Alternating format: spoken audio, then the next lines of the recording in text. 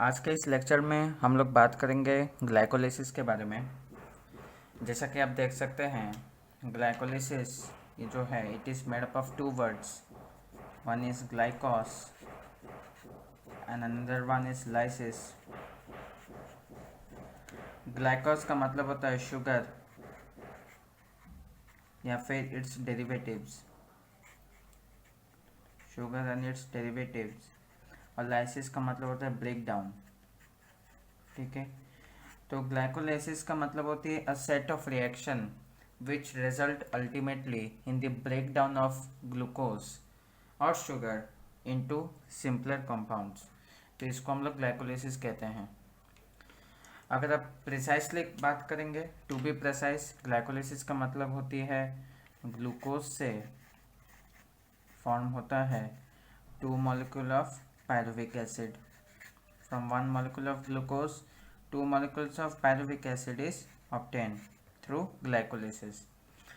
तो ग्लाइकोलिसिस में हम लोग स्टडी करते हैं कि कैसे रिएक्शन से ग्लूकोज ब्रेक करता है to give two molecules of pyruvic acid.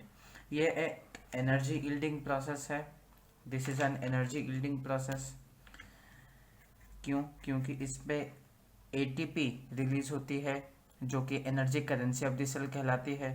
So it is an energy yielding process, energy yielding process। ठीक है, और ये आपके पास में साइटोप्लाज्म में होती है।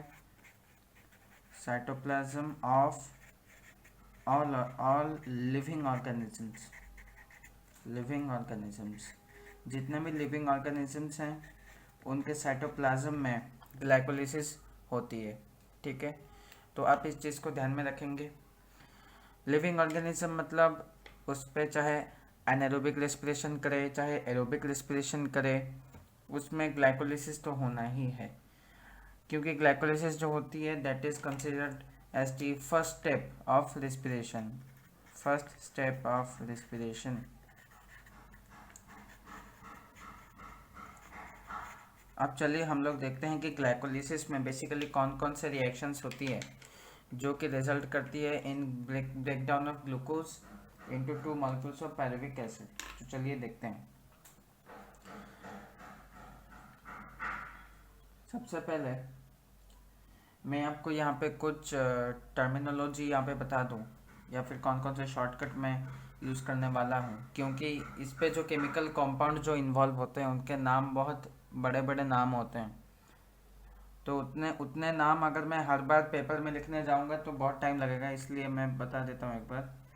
जी का मतलब हो गया ग्लूकोज,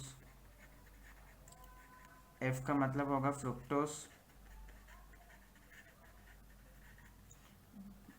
अगर ऐसे पी को सर्कल किया हुआ है इसका मतलब ये फॉस्फेट है, फॉस्फेट है।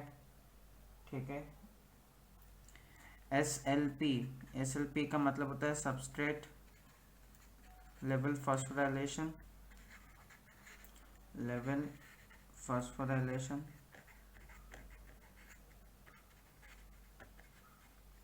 ठीक है, तो ये कुछ टर्म्स है। DHAP इसका मतलब हो जाएगा डाई हाइड्रोक्सी एसीटोन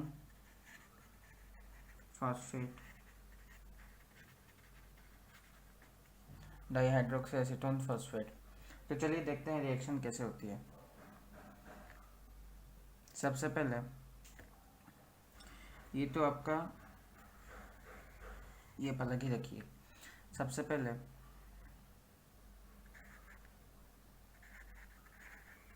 ग्लूकोज वो बनेगा ग्लूकोज 6 फॉस्फेट, फिर वहाँ से बनता है फ्रक्टोज 6 फॉस्फेट, वहाँ से बनेगा फ्रक्टोज 1,6 बिस फॉस्फेट, फिर वहाँ से बनता है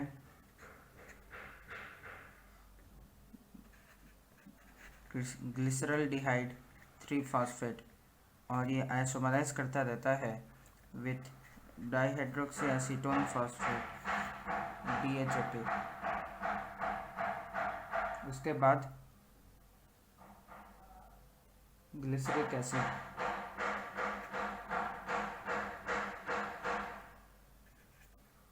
वन थ्री बीस फॉस्फोग्लिसरिक एसिड, बीस फॉस्फोग्लिसरिक एसिड यहाँ से बनेगा।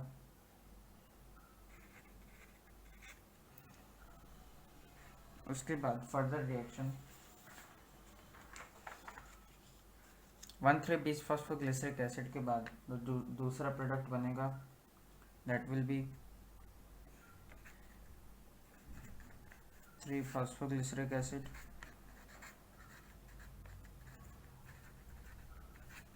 उसके बाद 2-फॉस्फोग्लिसरिक एसिड। इसके बाद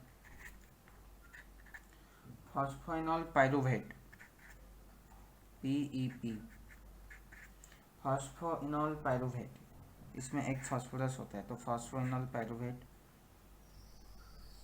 उसके बाद बनेगा पाइरुविक एसिड। उसके बाद बनता है पाइरुविक एसिड। तो अगर हम लोग देखें तो यहाँ पे दो फेजेस होती है। कोई भी ग्लाइकोलाइसिस प्रोसेस जो है इसके दो फेजेस होती है। सबसे पहले हम लोग स्टोइकियोमेट्री बैलेंस कर देते हैं कार्बन आइटम्स को। यहाँ पे हम लोग देखेंगे यहाँ से लेके 2 से मल्टीप्लाई करते हुए चलेंगे, क्योंकि यहाँ से जो है आपके कार्बन की नंबर आपके पास में ये सब 3 कार्बन कंपाउंड है। ग्लूकोज से लेके फ्रक्टोज 1,6 बिस फॉस्फेट तक 6 कार्बन थे। अब यहाँ से लेके जितने भी फर्दर कंपाउंड्स होंगे सभी 3 कार्बन होंगे। तो स्टोइकियोमेट्री को बैलेंस करने के लिए हम लोग 2 से मल्टीप्लाई कर देते हैं सबको। ये सब 2 से मल्टीप्लाई होंगे।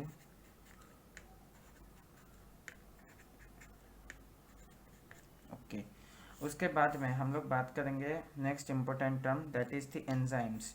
एंजाइम्स के डिस्कशन नहीं किए बगैर ये कहना पूरा ही गलत होगा कि कौन से रिएक्शन के लिए कौन सा एंजाइम चाहिए। तो सबसे पहला स्टेप के लिए हमको हेक्सोकाइनेस चाहिए।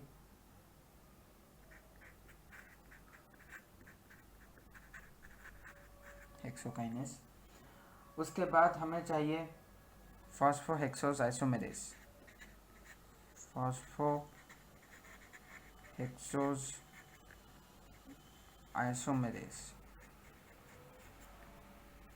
उसके बाद हम लोग यूज़ करेंगे फॉस्फोफ्रक्टोकाइनेस।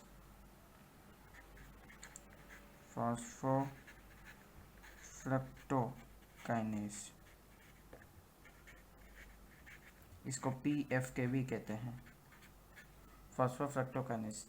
इसी एंजाइम को हम लोग कहते हैं pace maker enzyme of glycolysis. Pace maker enzyme of glycolysis. Pacemaker enzyme of glycolysis.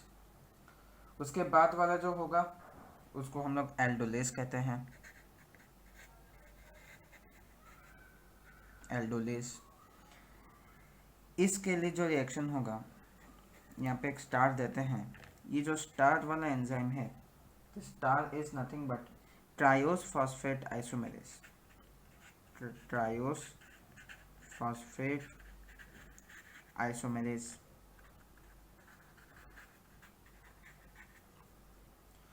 उसके बाद वाला रिएक्शन के लिए ग्लिसरल्डिहाइड 3-फॉस्फेट डिहाइड्रोजनेस।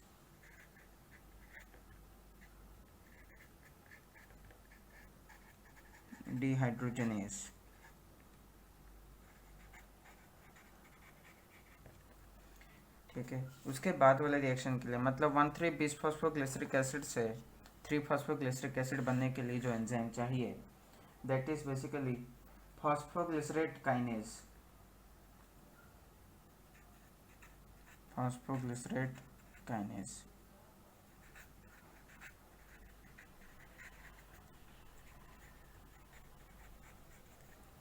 उसके बाद वाले रिएक्शन के लिए म्यूटेज,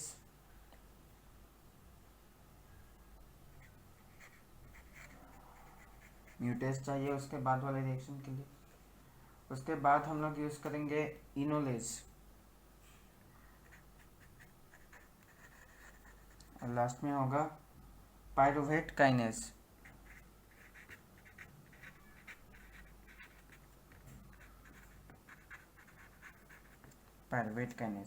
यहाँ पे कुछ चीज़ें अगर हम लोग ध्यान पे रखेंगे तो पता चलेगा कि कुछ कुछ एंजाइम्स ऐसे हैं जिनमें कि मैग्नीशियम चाहिए होता है उनके एक्शन के लिए। ऐसे एंजाइम्स कौन कौन से हैं? मोस्टली जितने काइनेज होते हैं उनको मैग्नीशियम चाहिए उनके एक्शन के लिए, मैग्नीशियम, ठीक है। जैसे ये पहला हो गया। उसके बाद में फॉस्फोग्लिसराइड काइनेज जो है इसको मैग्नीशियम चाहिए। उसके बाद में आपका जो फॉस्फोफ्रक्टोकाइनेज था इसको भी मैग्नीशियम चाहिए। फिर हेक्सोकाइनेज को भी मैग्नीशियम चाहिए। अब यहाँ पे बात यह है कि फॉस्फोफ्रक्टोकाइनेज को पेसमेकर एंजाइम क्यों कहते हैं? क्योंकि ये वाली जो रिएक्शन होती है, मतलब फ्रक्टोज 6 फॉस्फेट से फ्रक्टोज 1,6 बिस फॉस्फेट, यही रिएक्शन जो है रेट डिटरमाइनिंग स्टेप होती है ग्लाइकोलाइसिस के लिए। तो इसी रिएक्शन की रेट डिटरमाइन करेगी ओवरऑल रेट ऑफ ग्लाइकोलाइसिस, इसलिए इसको हम लोग कहते हैं कि this is basically rate determining step. और इस स्टेप का जो रिएक्शन एंजाइम है वो फॉस्फोफ्रक्टोकाइनेज है, तो इसलिए इसको हम लोग पेसमेकर एंजाइम कहते हैं। ओके, अगर हम लोग बात करें तो ग्लाइकोलाइसिस में सभी स्टेप इरिवर्सिबल नहीं होते। रिएक्शन कुछ जगहों पे रिवर्सिबिलिटी भी होती है रिएक्शन की, ठीक है। तो एक बार देख लेते हैं कौन कौन से ऐसे रिएक्शन हैं जो कि रिवर्सिबल होते हैं। ग्लाइकोलाइसिस में ओनली 3 रिएक्शन ऐसे होते हैं जो कि इरिवर्सिबल होते हैं। वो होता है पहला रिएक्शन, तीसरा रिएक्शन और आखिरी रिएक्शन। ये वाला लास्ट वाला जो रिएक्शन है, ये तीनों इरिवर्सिबल होते हैं। इनको छोड़ के जितने भी रिएक्शन हैं सभी रिवर्सिबल होते हैं। तो चलिए रिवर्सिबिलिटी का साइन दे देते हैं, accept first, third and last reaction. First वाला इरिवर्सिबल, उसके बाद में रिवर्सिबल, थर्ड वाला भी इरिवर्सिबल है, उसके बाद से जितने भी सभी रिवर्सिबल लेंगे एक्सेप्ट लास्ट। तो चलिए हम लोग साइन लगाते चलते हैं।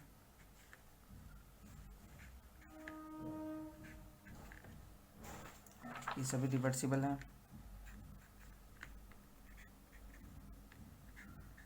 लास्ट रिएक्शन इरिवर्सिबल है। उसके बाद में नेक्स्ट इम्पोर्टेंट चीज़ है कि हमें ये देखना है कि ग्लाइकोलाइसिस का जो पूरा रिएक्शन है उसमें क्या क्या मॉलिक्यूल सिंथेसिस होते हैं। क्योंकि हम लोग जानते हैं कि कुछ जगह वाटर रिलीज होती है, कुछ जगह एटीपी रिलीज होती है, कुछ जगह NADH+H+ इन्वॉल्व होता है, तो वो भी जानना बहुत ज़रूरी है। तो चलिए देखते हैं कौन कौन से रिएक्शन में क्या क्या इन्वॉल्व होता है।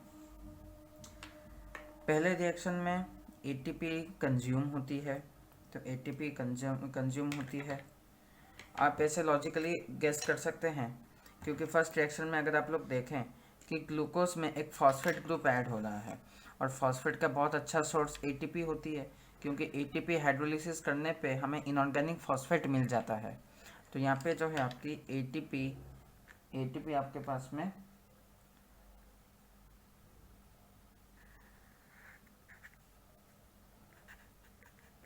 ATP से ADP बनेगी और एक फॉस्फेट आपका ऐड हो जाएगा।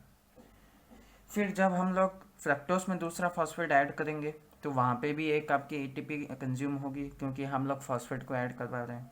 तो यहाँ पे भी हम लोग एक ATP को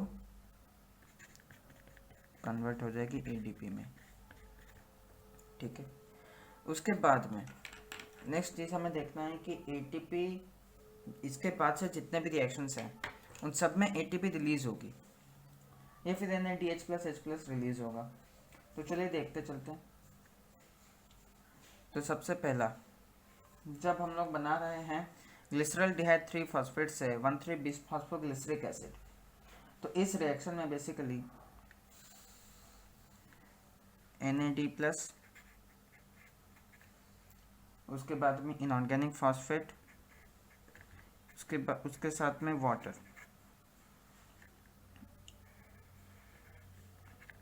ये दोनों यूज़ होते हैं, ये तीनों यूज़ होते हैं और हमें मिलता है NaDH प्लस H प्लस।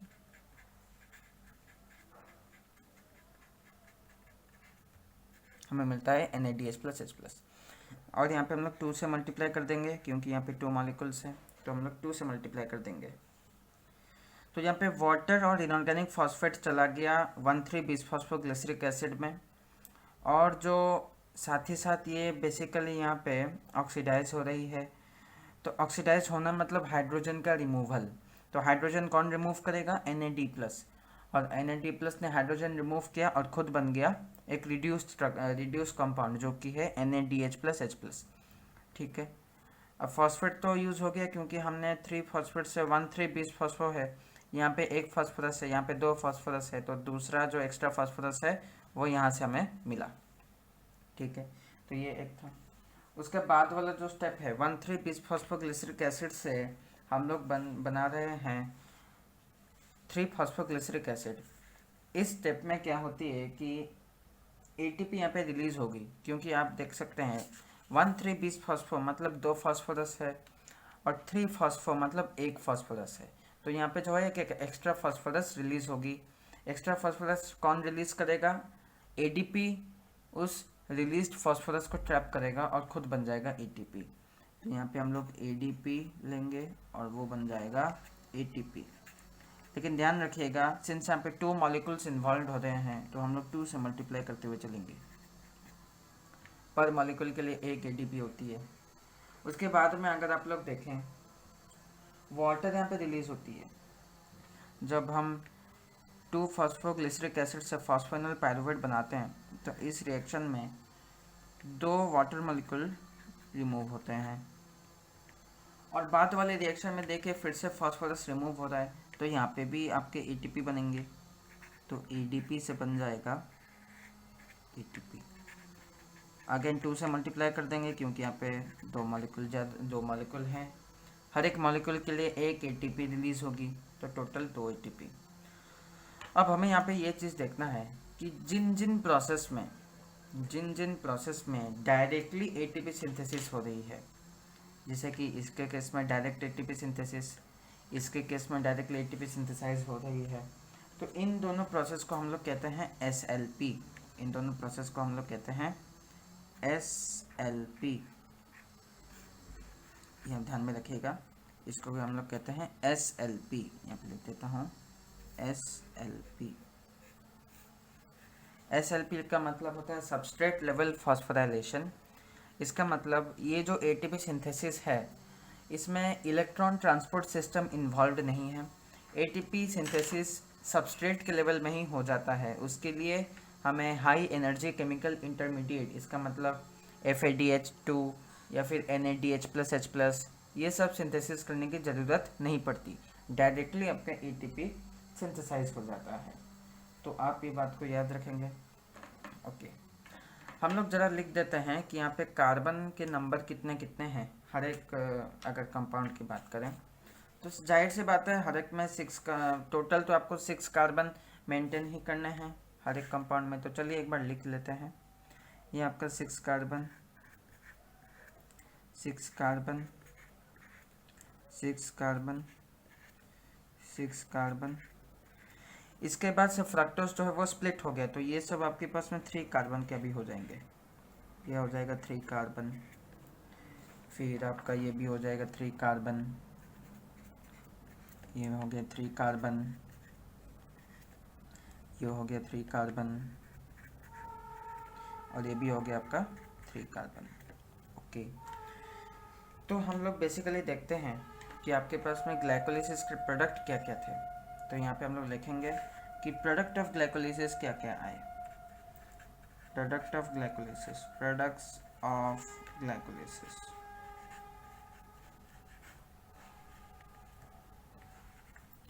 पहला तो आपको मिला 2 molecules of pyruvic acid, 2 molecules of pyruvic acid. दूसरा आपको मिला 2 molecules of NaDH plus H plus. तीसरा आपको मिला 2 वाटर मॉलिक्यूल्स, और चौथा आपको मिला, चौथा आपको क्या मिला, चौथा आपको मिला 4 मॉलिक्यूल्स ऑफ एटीपी। ये आपके प्रोडक्ट थे ग्लाइकोलिसिस के, ठीक है।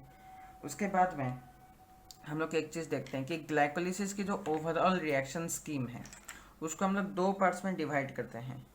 एक पार्ट को हम लोग कहते हैं प्रिपरेटरी फेज और दूसरे पार्ट को हम लोग कहते हैं पे ऑफ फेज।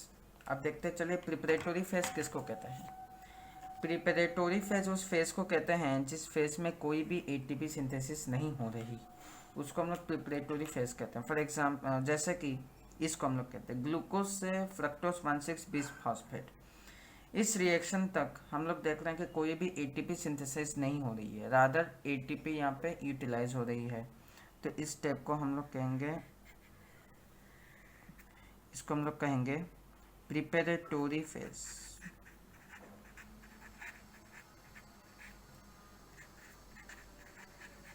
उसके बाद से जितने भी रिएक्शंस आएंगे, उसके बाद से जितने भी रिएक्शंस आएंगे उसको हम लोग कहेंगे पे ऑफ फेज।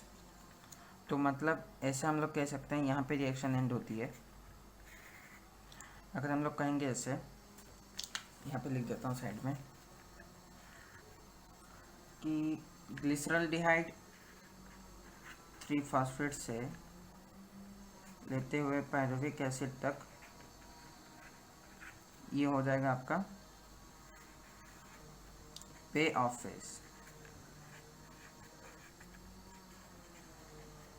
क्योंकि इस टाइम में क्या हो रहा है कि एटीपी आपके पास में रिलीज हो रही है, तो इसको हम लोग पे ऑफ फेज कहेंगे। अब पार्ट आती है सबसे इम्पोर्टेंट पार्ट की, दैट इज कैलकुलेशन हमें करनी है। तो सबसे पहले हम लोग देखेंगे एटीपी कैलकुलेशन। सबसे पहले चलिए देखते हैं एटीपी कैलकुलेशन।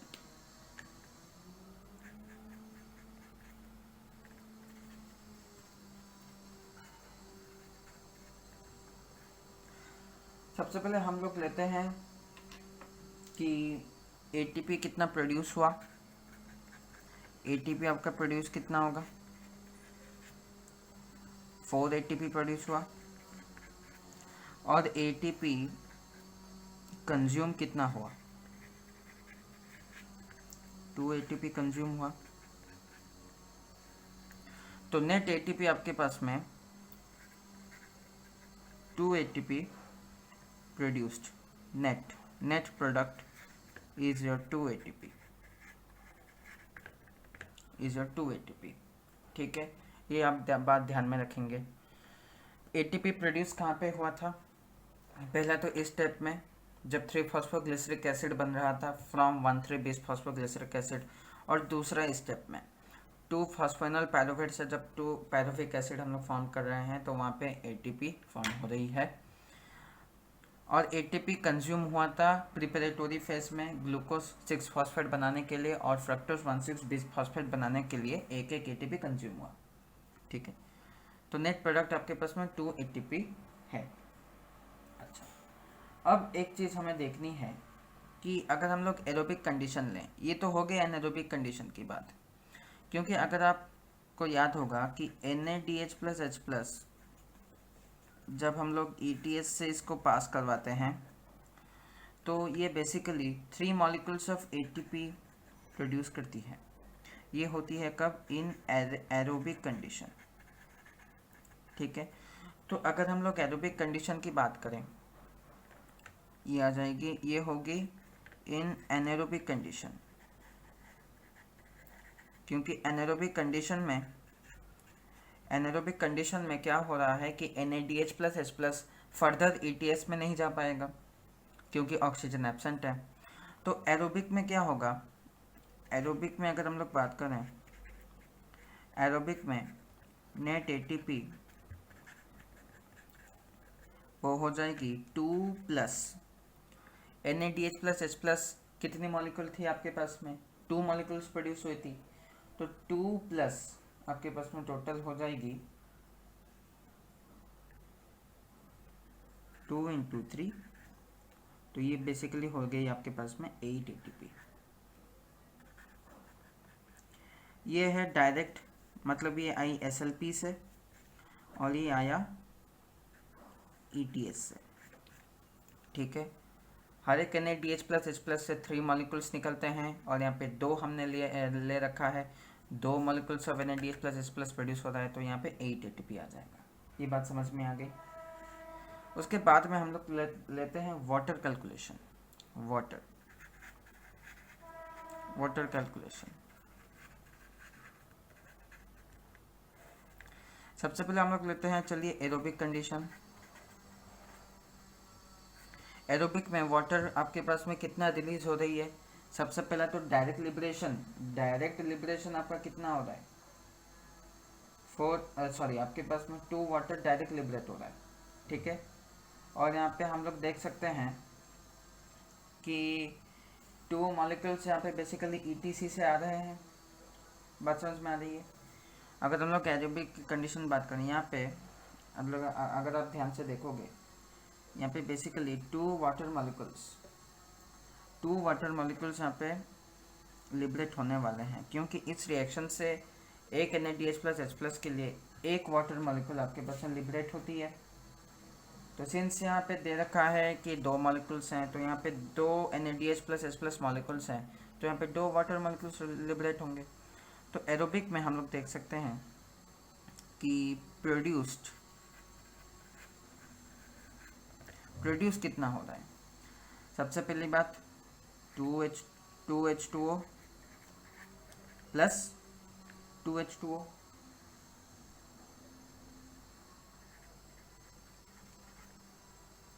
ये आपके पास में आया ETS से, और ये आपके पास में आया डायरेक्ट लिबरेशन इस प्रोसेस से, जब ग्लिसरिक एसिड से फॉस्फेनॉल पायरुवेट बन रहा था। तो टोटल आपके पास में 4H2O हुआ। और कंज्यूम कितना हुआ? कंज्यूम तब हुआ था इस प्रोसेस में जब हम लोग फॉर्म करते हैं ये वाला ग्लिसरॉल्डिहाइड 3 फॉस्फेट से 1,3-बिसफॉस्फो ग्लिसरिक एसिड। तो यहाँ पे आप देखो 2 वाटर मॉलिक्यूल्स यहाँ पे 2 लिख रखा है, तो 2 वाटर मॉलिक्यूल्स यहाँ पे आपके पास में कंज्यूम हो रहे हैं। तो ये आपके पास में टोटल हो जाएगा 2 मॉलिक्यूल्स, यहाँ पे लिख देता हूँ 2 मॉलिक्यूल्स। तो अगर हम लोग नेट की बात करें, तो नेट हो जाएगी 2 वाटर मॉलिक्यूल्स। तो 2 वाटर मॉलिक्यूल्स आपके पास में नेट लिबरेट होती है एरोबिक कंडीशन में। एनारोबिक की अगर हम लोग बात करें, एनारोबिक में ETS तो काम नहीं करेगा, तो प्रोड्यूस कितना होगा? प्रोड्यूस आपके पास में होगा 2 वाटर मॉलिक्यूल, यहाँ पे लिख सकते हैं नो ETS। और यहाँ पे कंज्यूम की अगर हम लोग बात करें, कंज्यूम भी होगी 2H2O, तो नेट आपके पास में आ जाएगा 0, ठीक है। तो ये चीज़ आप ध्यान में रखेंगे। तो ऑनर्स नोट ऑफ समरी में आपको अगर बता दूं कि ATP की अगर हम लोग बात करें तो एनारोबिक कंडीशन में 2 ATP प्रोड्यूस होगी और एरोबिक कंडीशन में 8 ATP प्रोड्यूस होगी। डिफरेंस क्यों आया? क्योंकि एरोबिक में ETS काम करती है, जबकि एनारोबिक में ETS नॉन फंक्शनल होती है। सेम केस हम लोग वाटर के लिए भी देखेंगे। एरोबिक कंडीशन में 2 वाटर मॉलिक्यूल्स नेट प्रोड्यूस हो रहे हैं, जबकि एनारोबिक के केस में कोई भी वाटर मॉलिक्यूल प्रोड्यूस नहीं हो रहा है। रीज़न वही सेम है कि एनारोबिक कंडीशंस में ETS काम नहीं करता। तो ये आपके पास में थी a brief history of glycolysis. Video को लाइक, शेयर और सब्सक्राइब ज़रूर कीजिएगा, और कमेंट बॉक्स में आपको वीडियो के बारे में कैसा लगा ये ज़रूर कहिएगा। Till then keep studying and stay tuned. Good bye.